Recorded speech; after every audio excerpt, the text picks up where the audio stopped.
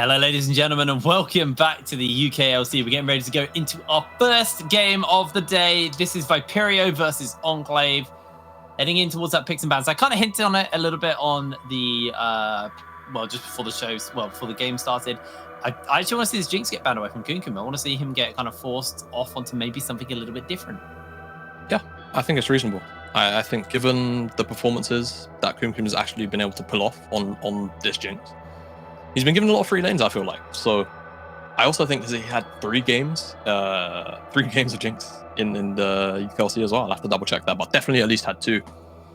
It's a comfort champion that he performs really well on. So yeah, honestly, banning it away might just be a fine idea.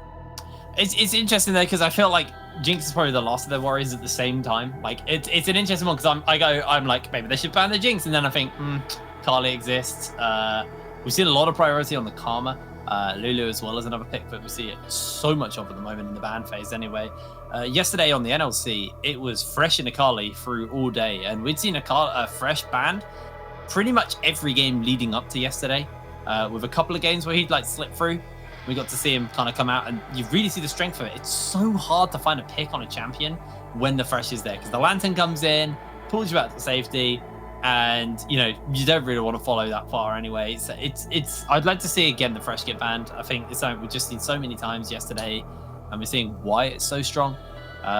So we'll see exactly what's going down in picks and bans, because there's so many picks open as well. We'll see a lot of these rumbles as well. I'm kind of just listing off the broken champs at the moment. There's I'm just watching you go by, Well, exactly, champ by champion.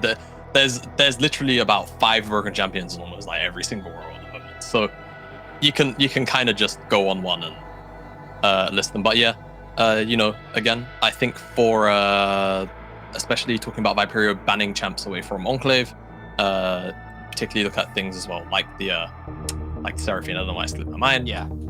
You might not necessarily have to ban the Azir, but you might feel like it. Nunu is a ban that constantly gets thrown at Scumon because he's a bit of an OTP in the sense of solo queue.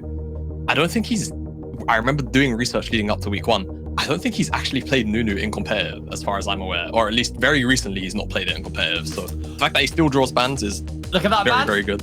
Look at that ban. It's the Akali. It's gone. Mid laners, what are you gonna do? The Akali's been banned away. Yeah,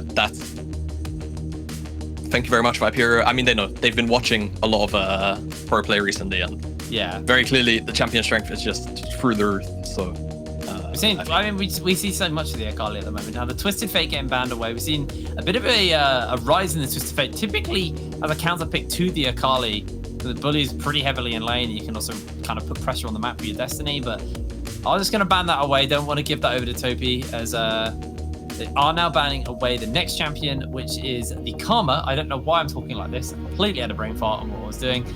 Final ban coming in for Enclave, though.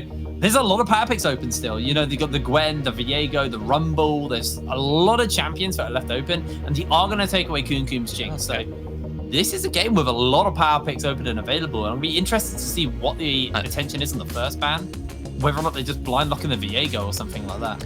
Yeah, I'm looking at probably something like Ezra. I think Kum played a whole bunch of it in the UKL in the previous split. So I think he would probably lean on that. And it's one of those champions right now that you can kind of just be one blind pick. There's not like a lot of things that can punish it at the moment in the meta. But Gwen is finally going to be played in the UKLC.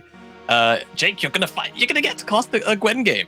I got Gwen yesterday. And it lost. So let's see if this if Shader can kind of pilot this champion a little bit more. It is technically a flex pick. We've seen it rotate around a little bit more than just the top lane, but typically going in the top. Can see Shader is running the Ignite teleport. I can't remember who picked it yesterday. I think it was it XL Galaxy? I can't remember who ran it actually. No, it was our final game. It was Resolve Cova. And it was double Ignite. It was Ignite, teleport top lanes. And we might see that again coming in here, because I'm looking at the summoner spells up. Shader has the Ignite teleport right now. And Infor also has Ignite teleport. Now, he's not obviously taking the Ezreal. That's going to go on to Impulse. That is a strong pick, but we have seen a lot of. We compare it up with something like this Rumble. Just gives you, a very solid jungle or something, but is really impactful on that post 6 marks once you got the Equalizer. And that's over to Viperio on what they want to answer out with here. They can, because of the fact that they've got an AP top laner, they can think about mixing out their damage profile and go for something a bit more traditional in the sense of an AD jungler. Or, you know, there's still things like the Diana Open champions that we have seen kind of show up as we fall further down the tier list in AP junglers. But for now, looking for an AD carry, and that Varus is going to get locked in. Add a bit of poke to this combo. Absolutely the correct lock in here, I think, for Viperio. And I want to probably just see Thresh locked in with it. I think even though you do see Rumble on the opposite side, you can put Gwen in the jungle if you absolutely have to. And looking in Thresh to secure that extra mobility for the Varus to get away from the equalizers. And then the other long range engages can be so potent. And hover lock in, I think it's about the best thing they can do. And for Enclave now, loads of different options. Yeah, you're looking at the Seraphine here. If Enclave want to pick out for Sykes, you wouldn't see the Seraphine end up in the bottom lane when Thresh is there. The other option, you could actually go for Nautilus or Leona, just so that you have the immediate hard engage from the support role. And yeah, that's exactly what Rackley's going to do. He's going to go for that counter matchup into Thresh. And now onto Enclave and Viperio's second ban phase. Probably looking at similar target bans towards, I would imagine, most likely top. And yeah, right now, GP, set obviously a bit of a flex, but GP a little more static in where he typically goes. Yeah, absolutely. Now, final lock in here for Enclave. I wonder if we're going to see another top laner get banned away. I mean, the set was banned away from Shader, but Shader has obviously got the Gwen. Again, going back to the fact that it is technically flexible, so it can go into a couple of different places. Final lock in here will be the Xerath from Topi. That's a pick, but we have seen him pull out a couple of times. The final rotation here for the side of Viperio. Trying to think what they could go for. I assume they probably just look to ban away another top laner. Something like the Wukong that does pretty well into the Gwen isn't actually a terrible ban here. Also kind of adds a bit of engage to Viperio because at the moment they're only really working with the hook and obviously the chains from Kum. The Malphite is going to be the final lock in here. That signals to me that Viperio want the Wukong themselves. So will Enclave lock it in? What effectively could be blind and maybe give over another potentially difficult counter matchup. But again, I think Viperio realistically just wanted to remove another engage option from Enclave just to ensure that it doesn't get stockpiled on. And Infor hovering the Scion for a while, or Impulse is hovering the Scion, but would end up in Infor's hands. But last second swap over to the Gnar, so safe blindside top laner. And now it's up to Viperio on where they're going to put this Gwen because very flexible. All three roles in the top side is exactly where it can go. So yeah, it's going to be about whether Sheeta's happy to pilot it into the Gnar, and then if we get another AD jungler in its stead. I feel like the Wukong's not a bad pick here for Viperio at all. They can go for the Wukong. Wukong has a pretty decent matchup into the Gnar. We've seen it getting picked up by like Kerberos and stuff in the NLC as like a counter pick, or at least a soft counter pick into the Gnar. They are going to go for the Xin Zhao in the jungle for Johnny Rico. So if they're going to flex the Gwen, it would go into mid now if they decide to lock the Wukong in. But, do you think Wukong fix this, or do you think maybe it's not? I think that when you put into context, you've got Varus Thresh, you probably want to play towards bot. Okay, we'll talk about that in a second. That's really exciting. Yeah, with the Wukong pick, forget the Wukong pick. Tryndamere mid is something that's kind of been popping up. Now, this could be a Sheeta special, and this could actually go up to the top side. We could see Gwen mid. But there was a slight surge in Tryndamere mid play recently. I remember seeing on Twitter people saying, sustain is really oppressive. Your wave clear might not be great, but you can't really be forced out in the mid lane. And if you play it into anything melee, you typically just kind of win out versus mid lane champions that play mid. If they are melee champs, but instead we're going to see the Ziggs come out. So a lot of very, out there picks that we don't traditionally see very often. Ziggs should be able to wave clear fine. Into Tryndamere, you could very easily keep the distance. And of course, you've got the satchel. If he ever tries to jump on you can just put it underneath your feet and you knock each other away. So I think looking at Enclave, they've got a relatively strong fighting team. A lot of AoE abilities. A little bit lacking on the true hard engage. It's practically just Nautilus that they're working with. But if they can find the lockdown onto, honestly, a fair amount of the members, but from Viperio, they can probably blow them up. But I look at Xin Zhao, I look at Gwen. These champions both have that AoE shroud of not being able to be touched. So it can be very difficult to lock those guys down. Tryndamere's got invulnerability to death. So they're hard to kill. And also you got the Fresh Lantern to peel Kum out. So they're actually really hard to kind of pin down and kill. And like you said, the kind of long range, the equalizer is somewhat negated by the Xin Zhao and the Gwen with their kind of shrouds. So this is actually going to be a really, I think Viperio have got themselves a really nice team comp here. It's a matter of execution. It does feel like if Topi does fall really far behind and gets like somehow chain ganked and just starts feeding his Here's the thing. then he's going to have a bad game. Here's the thing. Go. Tryndamere doesn't fall off. No, Tryndamere feels like an infinitely scaling champion when you play against Tryndamere.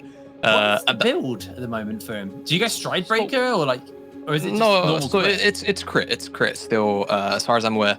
I'm not sure exactly what the flavor of the month build will be, but you jest at Gale Force. Gale Force I feel like it's not bad. Actually probably not that terrible. You get an extra dash. Why not? All the movement speed as well can feel nice, but Practice Layer, you get all of the attack speed, the true damage. Yeah. Shield Bow is kind of like nice because you'll get the extra AD if you proc it, and if you go into R, then obviously you have a lot more AD.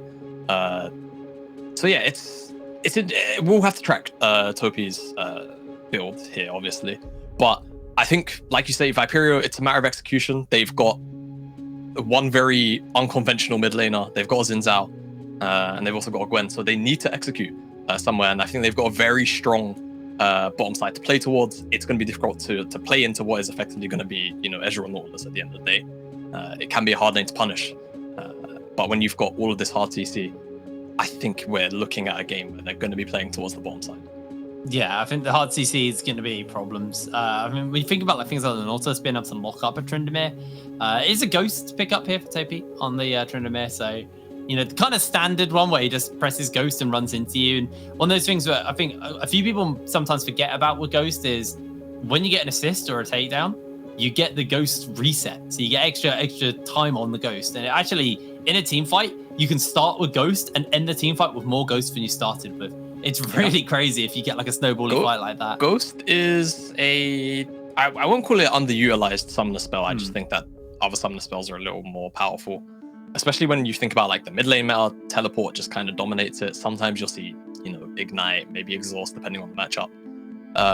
So Ghost kind of just gets overshadowed, and you do forget how strong this summoner spell can be. Like you just said, the snowballing ability of getting a takedown and then just having the movement speed effectively for the rest of the fight. It's so powerful. Well, we are through onto the Rift finally. Unfortunately, someone is playing on a toaster, so it took a little while to get going. Wow, but we're onto the Rift. Shaming someone, jeez. Anyone? That was a long load in. It was a long load in. It was a long load in. I will say that. But we are on the Rift for our first game of day 2 of the UKLC. This is Viperio taking on Enclave. I've not actually seen that Gwen skin in game. Yeah, it's I can't remember the name of it actually. It's part of that Galaxy Dance one, isn't it? Yeah, like the Galaxy Disco stuff. That's how I interpret the skin. Wait, isn't that the Rumble skin from that line as well? Yeah, it is. Yep, that's right. Oh, it's a Chroma. That's a cute little skin, actually. That's a pretty cute skin. I mean, nothing for me will ever beat Super Galaxy though.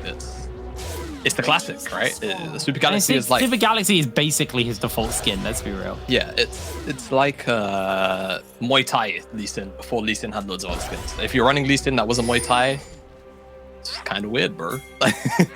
So have you got Godfist now? You've got this. Now there's one? loads of you've got Godfist. You've got that new one where what's it? I need to learn skin names because it's the Thundering. It's the Thundering one. I can't remember what it's called. I can't remember. But there's also one of the old school Lee Sin skins, which everyone always forgets about because of Muay Thai, is Pool Party Lee Sin. That coconut slap is the best sound when it goes thunk into them. It's so satisfying when you land a kick with him.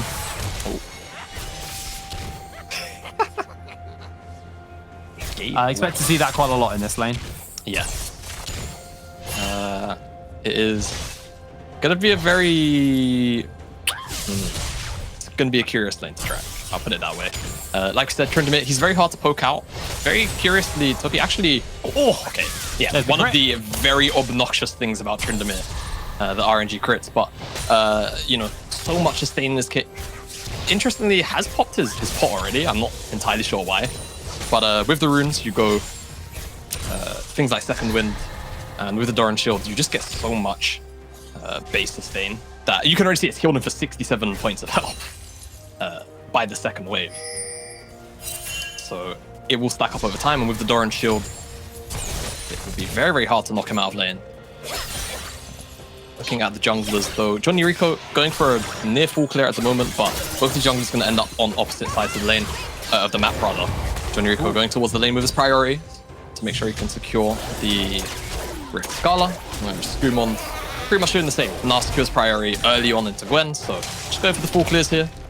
And difference in clear speed, you're starting to see Rumble Pool a little bit ahead. Johnny Rico just, you know, not snail's pace, but it's what happens when you're on champions that used to rely on Machete to clear fast. Yeah. And it kind of, talking about pulling ahead, this top lane, there is a CS deficit starting to build up. Jada does have this wave crashing in, but it kind of affords him for the ability to either get a bit of poke or maybe play some vision for his jungler. So he's going to feel the pain a little bit here. Meanwhile, in the bot lane, not really too much of a surprise, but the Varus lane is able to shove in the Ezreal lane. No, absolutely not. Varus, champion that. I wouldn't call him the king of lane bullies, but certainly up there. There's not many champions that can match his laning prowess. Who is the king of lane bullying? Who do you think is... Who? In the entire game or bot lane? Yeah, yeah. Ooh. The one that's got like the least amount of counterplay just in general. That's a tough one. I always think Renekton. I always think of Renekton for lane bullying. Yeah, but I guess it's kind of situational on the lane, like top lane. Yeah, because at the end of the day, top lane is really, really matchup dependent. I mean, you can technically use that argument for any lane, right? But top lane, because it's typically so isolated, when you get very bad matchups in the top side and you don't get jungle assistance, any top laner knows exactly what I'm talking about. It just starts to feel absolutely horrible. You feel helpless, actually. Vel'Koz support. That's all. Vel'Koz support. Okay. Vel'Koz support is like, it's not very good. It's just annoying to play into because you're like, oh man, all I gotta do is just constantly dodge Qs. Vel'Koz's abilities literally cost 2 mana. Yeah. I do like that we get a long look at this top side as they're kind of jostling over the waves, because in 4 I was told and then very quickly remembered who was previously Viperio's top laner, so Shida, technically in 4's old shoes, probably makes the matchup pretty important today for M4 in terms of securing a win. Yeah, there's a lot of pride on the line in this top lane right now. Yeah. And I don't know about you, but I feel like top laners always have the largest amount of pride when it comes to any position. Really? I always feel like top laners are the chill ones. Chill, perhaps, but pride and being chill are two different things. Yeah, I guess. But I feel like pride naturally leads into a bit of egos at times. And I feel like most top laners don't really have an ego. Perhaps. But hey, just saw Johnny Rico on the dragon. Both these supports throwing out hooks. Only one lands though. They do get the play off, and a lot of damage lands into Hase. He gets ignited. Rightly also taking a whole bunch of damage. With the dragon going down, they might actually look for something here. Johnny Rico not got that 6. I think a hook from Rightly could undo him. Yeah, ooh, maybe looks to go on to Skumon here. He's got a pickaxe in his inventory, and Xin Zhao does a very, very large amount of damage very early on into the game. They could look for it now. He's got Hase here too. Hase's coming over. There's the hook. They've got the lantern to follow up as well as wind becomes lightning. And the 3-point strike is going to be enough. It's first blood to Johnny Rico. Yeah, the flash really can't save you from that kind of situation. I think you have to try and go over the wall, and even then, you probably get flash followed anyway. And it's just all of the vision setup from Viperio paying dividends. Saw Skumon clear out the ward on the blue buff, and then he went to try and clear the ward in the river. Hase was there to punish him. This bottom lane from Viperio has had pretty much consistent bottom lane priorities, so always having first move means you can punish movements like this on the map. And first blood for Johnny Rico, pretty impactful for a champion like Xin Zhao, because you want to try and get the ball rolling as early on as possible. Have to see what he does with the gold. I want to know what build he's going to go, actually, because there's so many different builds on Xin Zhao. Yeah, it will be interesting to see what he decides to go for. As we kind of look at the builds right now, Shader has actually gone for the Ninja Tabby, or not Ninja Tabby anymore, plated steel caps in lane. It's still Ninja Tabby. It's still Ninja. It will always be Ninja Tabby. It's got the Ninja Tabby to deal with Info and a bit of the harassment coming down. We've got the Berserker's Greaves picked up onto 2P as well. Not really unsurprising there. So hook does land here onto Rightly, but I don't think they really want to do anything more than just get a little bit of poke off. Screwmon's about, and Screwmon has that level 6. All it takes is one good hook, and somebody might go down in this lane. Right, thinking about it, but I don't think you can really make much happen here.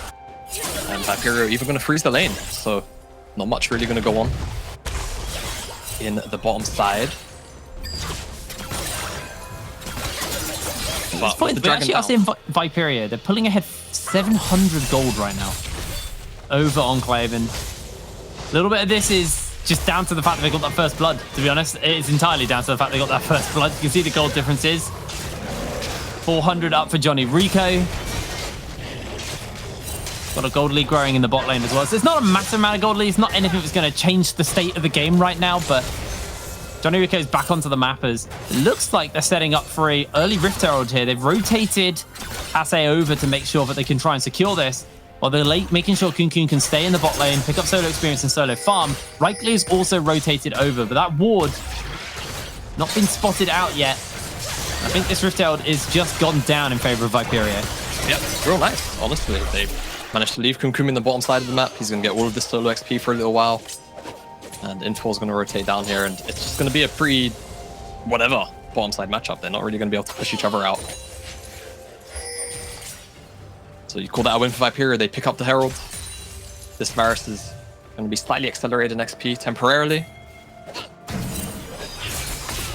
And it's going to be about the usage now, in where exactly Johnny Rico is going to be able to get this Herald down. Who he funnels the resources onto, I think, or Viperio choose to funnel the resources onto, because we've got a Tryndamere in the game. We've not really spoken much about it because the lane's been very quiet, but yeah, accelerating a Tryndamere is not that bad of an idea if you ask me. Well, realistically, it's going to be the Gale Force or the Kraken Slayer. Kraken Slayer, thank you. I forgot the name of the item there for a moment.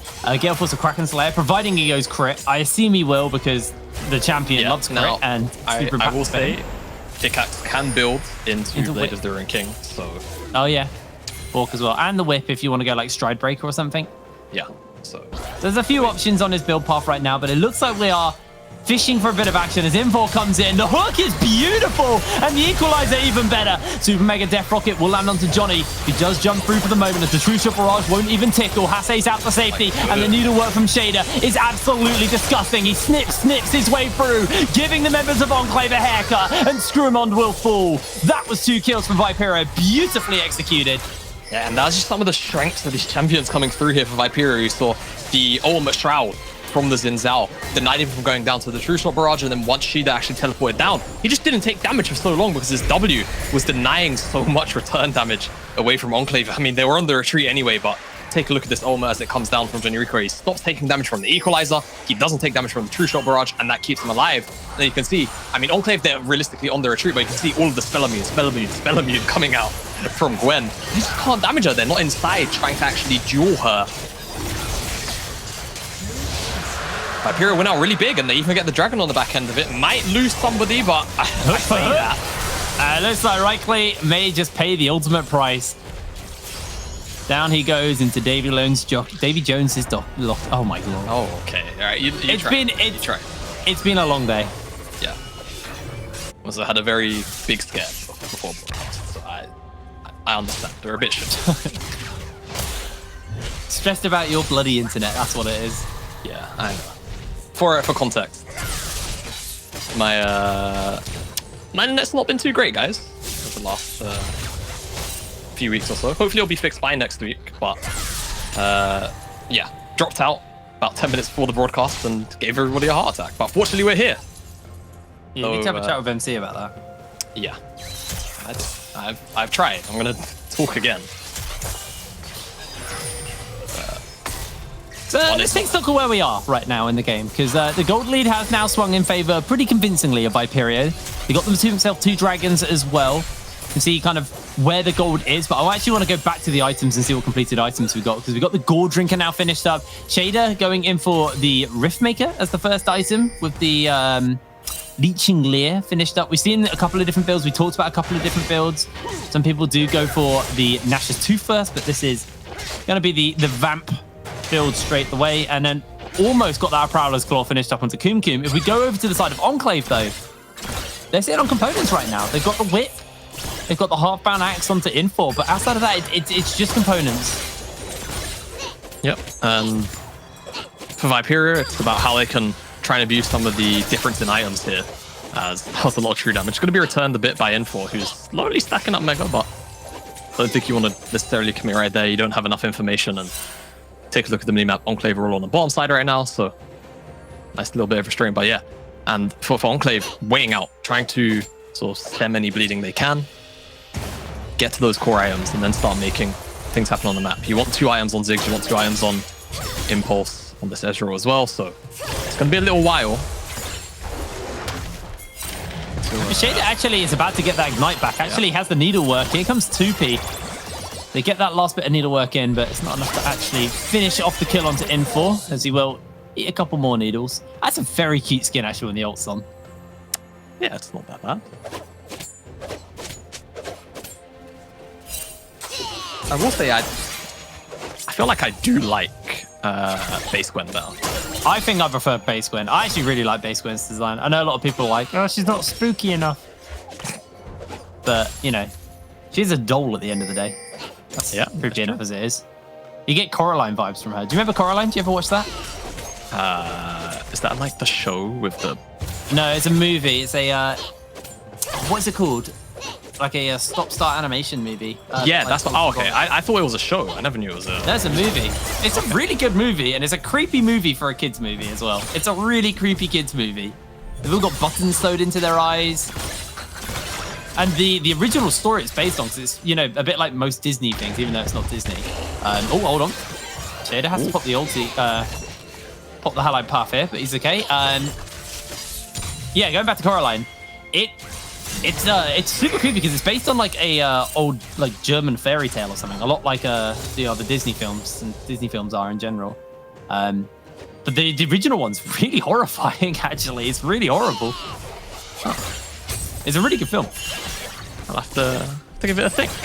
I actually really recommend it. On watching, yeah. All right. I mean, I never listen to your recommendations anyway, because you keep on telling me to watch Avatar, and here we are, 5 months later. I forgot you haven't seen Avatar: Last Airbender. not the blue people movie. Yes, not the blue people movie. The animated series, yeah. Still not. Yeah. The good Avatar. Yeah, the good. I mean, to be fair, the other Avatar. Yeah, it's pretty good. Okay. Good flash, good hook. They got the follow-up from the CC. Kunkum flashes away, gets the chains off, dodges the true shot barrage. Kunkum just about surviving the equalizer burn. Not gonna be enough. He's out of there. Yo, but there's some really, really big tools from Enclave blown right before this dragon. No true shot barrage, no depth charge, no equalizer either. If Viperio are able to actually try and contest this, they've got priority in the bottom side. They just took the tower. And even though Kunkum will be a bit slow because he's had to reset here, once he's back on the map, Enclave should realistically lose this fight on ult economy alone. And, I mean, item economy. Let's talk item economy, because it's the Luden's Echo, it's the Divine Sunderer, the 2 completed items Enclave are working with, versus a Riftmaker, a Gore Drinker, a Kraken Slayer, and a Prowler's Claw. Kunkum is already almost back on the map, and the dragon's up. And remember, this is the third for Viperio. If they secure this, they're 1 away from that soul, and they've got the teleport coming in. They're looking for the collapse here. Onto the side as Hase goes in for the hook. The flash comes out from Sykes as Rightly will lose his life. Everyone on Viperio is just indestructible right now as the needlework is just piercing through Enclave. There's Kunkum with a snipe onto the backline, and 2P able to run through the backline himself, finding himself a kill, and it's only 2 members of Enclave who stone.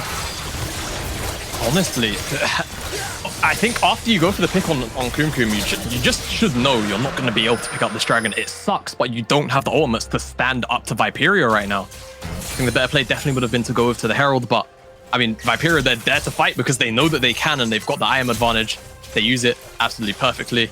As flash forward, real nice reaction time from Sykes, but you can see no damage comes through from the Mega Inferno Bomb because Johnny Rico's got the ultimate up, and also Shida has the W up, and it just negates everything. They're not inside the range to be able to deal damage to those champions. And it's just so oppressive. You saw Topi on the backside as well, with the Undying Rage. Just invulnerable to death. Doesn't drop. Picks up 1 kill on the backside dive entirely by himself. Really, really rough for them. Now the items are getting finished up for Enclave, but Viperio, they're ahead. They're onto their next items. They're starting to build up. We're looking at the gold lead right now. It's a 3,000 gold lead between them all as we do look at where the individual gold is. And big lead in the jungle right now. You said you want to see Johnny Rico kind of pull ahead, and he's absolutely done so. A massive, monumental lead in the mid lane as well from Topi here on the Tryndamere. It's problematic as Infor about to gnar out, and I think Topi might be able to kill him here once the hyper runs out. This could just be him dead. He's dead. Yeah, he's dead. All right. There's back to the fountain. Kraken Slayer damage. Topi's doing a lot here. Infor tries to run him down. He has to pop the ulti to chase, and actually Infor might just have done it. Topi going very low, has to get the heal off, and Infor played that very well. It's the true shot! Almost finds the kill. The boomerang not going to be enough, and Topi able to survive. Okay, we're a little wrong there. Yeah, definitely a bit surprising, especially when you consider Infor doesn't have flash, but the hyperproc started to come in, the slowdown of the boomerang blade. So, you know, Gnar being Gnar really, but you definitely expected Topi to find lethal on Infor there in that kind of situation. I'd actually like to see that again, because what I believe happened there was Topi roared too early. Because remember, after Gnar switches out a Mega into Mini, he gets the hyper, so he gets a bit of movement speed. And he roared during that, so he wasn't actually that slow, so he wasn't able to stick to him initially. Hopefully we get a look at the replay, because it'd actually be really interesting to see what went wrong there, because it should have been a kill. Yeah, very interesting. I mean, I feel like Infor just kited it out about as well as he could have asked for and managed to make it out. And if that interaction is the case, then certainly a very interesting one. We have a bit of a stalemate for now, but honestly, I mean, if you're Viperio, you don't necessarily mind too much as long as Enclave don't catch up too hard in the item department. As long as you're able to try and find some resets before this next Mountain Dragon, you have all your core items in. See Topi on that 2-item spike already. Kumkum's got to be pretty close. He's been out on the map for the last few minutes or so farming, so he'll be on his way. And Shida, I don't think he'll quite be able to have the Nash's Tooth in time, if I'm just being realistic. You can see he's farming the Krogs on the bottom side of the map now. He's trying to get as much gold as he can. Come this Mountain Soul spawn up, I'm expecting him to have the 2 items. Oh, here we go. Yeah, look at this replay, yeah. Yeah, there you go. He was full speed. That was what went wrong. Rolled too early. It's a really minute interaction, but it's the difference maker. Absolutely the difference maker here for Infor, so very fortunate Topi decided to pull the trigger on the Roar right then and there. Otherwise, he definitely would have made a trip back to the Death Chamber, as I so incorrectly call. We can't get them all, Chief. So let's let Enclave, they're trying to get themselves bullied and work their way forward. Hasei will eat a hook. Hasei's already going low. The depth charge's been used. Same with the Equalizer. Johnny Rico with the Crescent Slash not taking too much damage. The chains go down. A lot of damage into Screwmon. The arrow's almost enough to finish him up. And Enclave, again, burning a lot to get very little. They chunked out and forced the flash from the support. As the turret goes down in the top lane, Topi being proactive there and Slikes getting caught out. As Johnny Rico just kind of blind wind become lightning them there. Yeah, and Tryndamere is doing Tryndamere things on the top side. Like you say, Topi takes down that tier 1. He's going to get a nice chunk out of this tier 2 as well. I think he's getting this tier 2. I think he's getting it as well. Ah, man, it's like solo queue nightmares all over again. All the years of playing against Tryndamere, like every time you see it locked in, you know what's going to happen. And whenever it's on your team, it's 0-5, but eventually it'll start doing the thing anyway. Are you watching, Curb? Yeah, Kumkum eats a nice amount of damage, and there's 15 seconds on this dragon. That could turn into something where Kumkum's got to be really respectful. Viperio have all the positioning. You can see right, he was eyeing it up, but Johnny Rico and Hasei separate from each other, but they've got the backup. Well, there's the Equalizer. Hasei's going to eat the hook, puts out the box, but he loses his life. Beautiful pick up there by Rightly as the support is down. Now watch for the poke coming over the wall from Kumkum. He's got himself the R available, so the chains are there. Doopy's in, hook lands in. Johnny Rico jumps out for the moment as there is so much invulnerability to work with. Impulse being jumped onto as this fight is scattered on all fronts. The chain lands from Kumkum and he's able to find a kill as Doopy jumps back to safety. And like that, Viperio, they're just immortal as they're able to secure themselves a bunch of kills and the Mountain Soul. As they're trying their best to poke him out here from Sykes, but it's not going to be enough. The dragon is secured. And Viperio, they now have it. They've got the soul. The next objective probably going to be this Baron here. Yeah, and I mean, it's such an unorthodox composition. I'm so tempted to call this draft diff, but It's so weird. You know what? Yeah, this might just be drafted. They just can't kill them with all of the invulnerable abilities. It's so obnoxious. You can see the replay. The Gnar comes out onto the 2 diving members. Shida has basically free in onto Impulse on the backside. And because no one could kill Topi during his ultimate, he just free war attacks. There's no one CCing him after Gnar and Nautilus aren't really there to do it anymore. He gets all of his DPS out. Johnny Rico heals up as well through the Gore Drinker. And the fact that no one can target him either. It's just so obnoxious. And there's nothing you can do other than be inside of the range of these abilities. But look at half the carries here for Enclave, right? Ziggs wants to play at max range until he, just wants to play at max range always. There's no if, buts, or maybes about that. Ezreal only ever wants to get aggressive and in the face of some of these champions if he's executing them.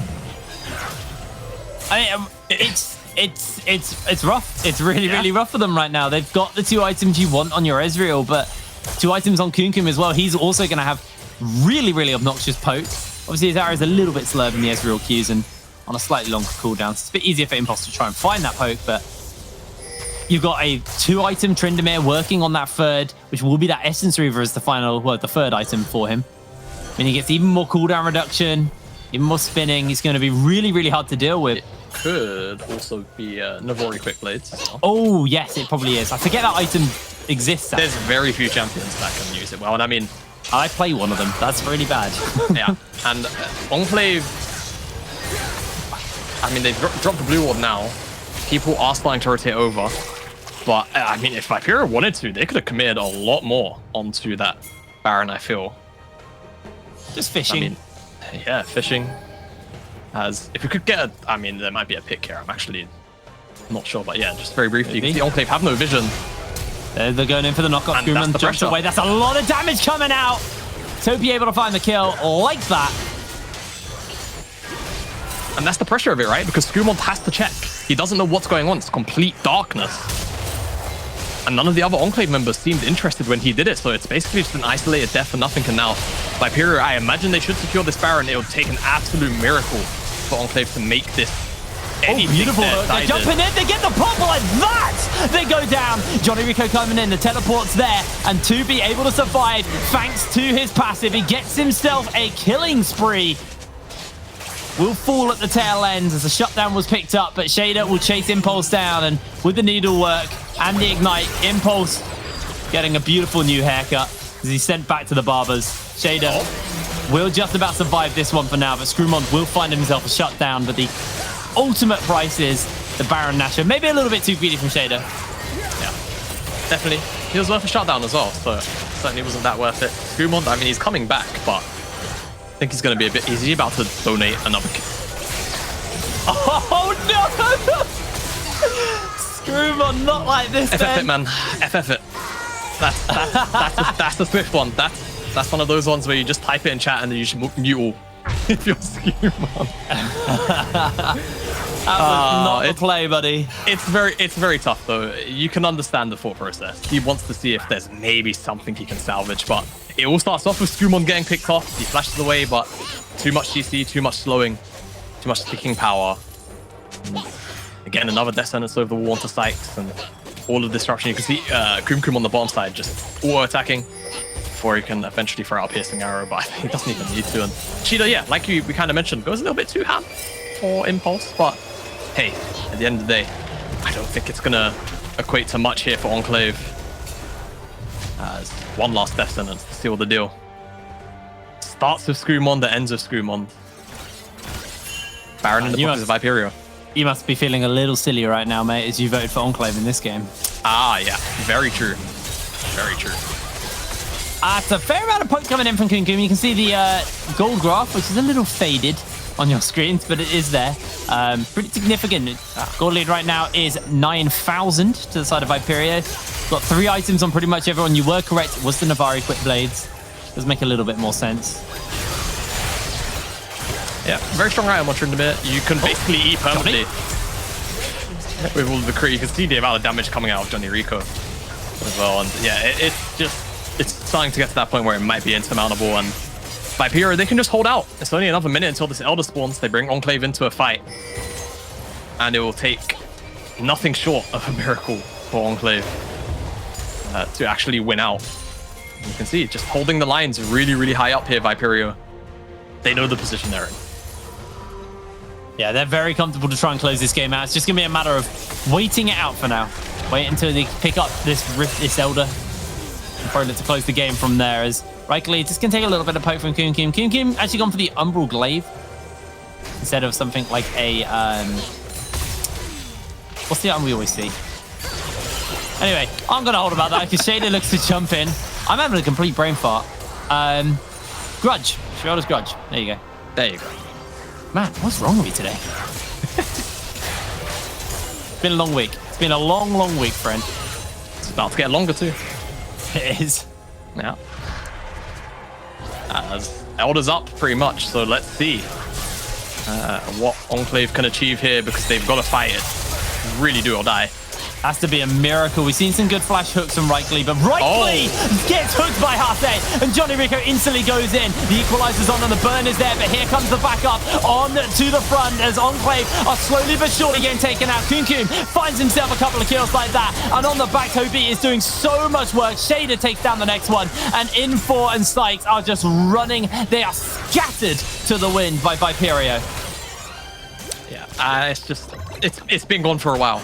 See the 10k gold lead coming into effect, and again these champions, they're just so hard to kill. As K in for the flash, the hook in for will be going down. Getting solo kill to Thresh. Wow. Yeah. Viperio, 29 minutes on the clock. Dominating fashion, close out our first game of day 2 here. They take out Enclave in a convincing manner. Enclave looking pretty lost in this game. Yeah, and I think it's just credit to Viperio. They understood they had this strong bottom side, and they had Johnny Rico play around it, put down all the pressure, and quite frankly, Enclave just didn't really have anything to do in the early game. It's just another one of those classic situations where one team has agency, the other team doesn't have agency, and the snowballed lead just grows too large to be actually pulled back from. Yeah, that was very much what we have seen a lot of during this tournament and kind of this meta, quote unquote. I mean, it is the meta, but you know, they played fast and loose, and it just felt like Enclave were unable to come back into it. They looked lost, they looked scattered, and with that is going to be another win under Viperio's belt. For now, it's time for us to throw to a break, and when we're back, we'll have an interview with Cobalt, the manager. See you in a moment.